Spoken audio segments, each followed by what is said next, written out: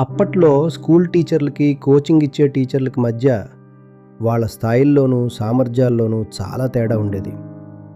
అందుకే క్లాస్ టీచర్లు చెప్పే క్లాసులు ఖాళీగా ఉండేవి. అక్కడికి వెళ్ళడానికి ఎవరు ఇష్టపడేవారు కాదు. నేను ముఖ్యంగా ఇంటర్మీడియేట్ గురించి మాట్లాడుతున్నాను.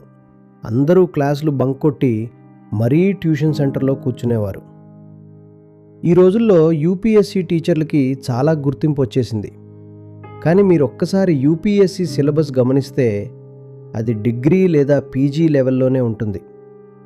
మరి ఆల్రెడీ డిగ్రీలు, పీజీలు పూర్తి చేసిన వారు, అంటే ఆ సిలబస్ అంతా చదివేసి సర్టిఫికెట్లు పొందినవారు మళ్ళీ అవే సబ్జెక్టుల కోసం విడిగా కోచింగ్ ఎందుకు తీసుకుంటున్నారు? ఇది ఆలోచించాల్సిన విషయం.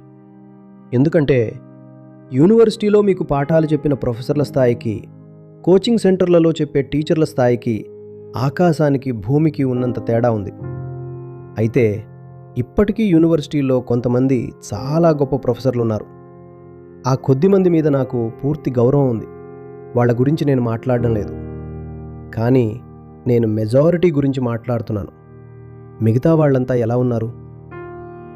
ఏదైనా ఒక దేశం వెనుకబడి ఉంది అంటే దానికి అతిపెద్ద కారణం అక్కడి యూనివర్సిటీలు వెనుకబడి ఉండటమే.